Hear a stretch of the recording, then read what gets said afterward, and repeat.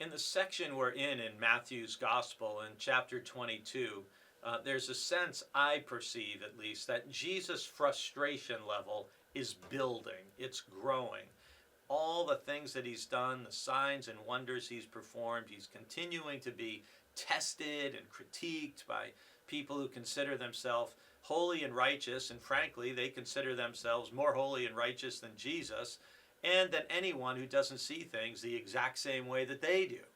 And so we come to a chapter which really stands alone in all four of the Gospels, and that's Matthew chapter 23, where frankly, Jesus really goes off on a tirade, on a rant, we must say, against the scribes and the Pharisees and the teachers of the law. And all of chapter 23 is filled with woes. Woe, woe, woe. Which is a way of, sounds like a song, right?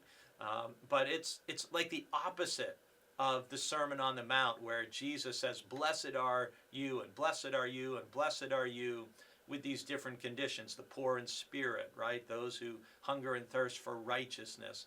There's all these blessings in the Sermon on the Mount in chapter 5. Chapter 23 is the exact opposite. It's the woes, it's the terrible things that are going to come upon the scribes and the Pharisees for all the things that they get wrong, and the terrible consequences of what happens when people are wrong, when they are inaccurate, when they're not telling the truth. They not only harm themselves, they lead many, many other people astray. And Jesus says this is bad news. So Matthew 23, it's like the harshest you hear Jesus in any of the four Gospels. Now, if I were to ask you a question, what are the most significant or important things to pay attention to as a follower of Jesus? You can pause and ask yourself, what would I say?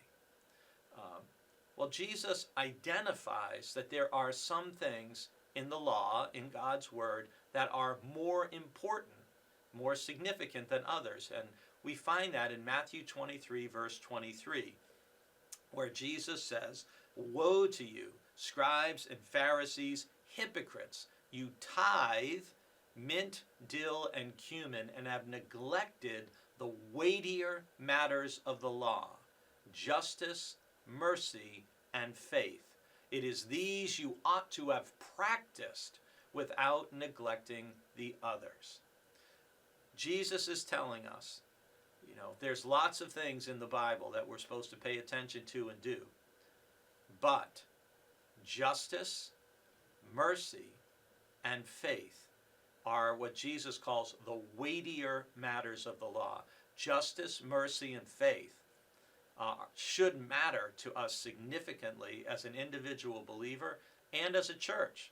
These are the things we are to stand for. These are the things we are to obey. These are the things Jesus says we ought to have practiced without neglecting the others. It always strikes me as funny that Jesus considers tithing, which he mentions in this verse, as a less weightier matter. For many of us, the idea of tithing 10% of our income to the church for God's work, that seems like a huge deal, right? And Jesus says that's a less weightier matter than justice, mercy, and faith. May we be practicing and growing in those weightier matters of the law without neglecting the other.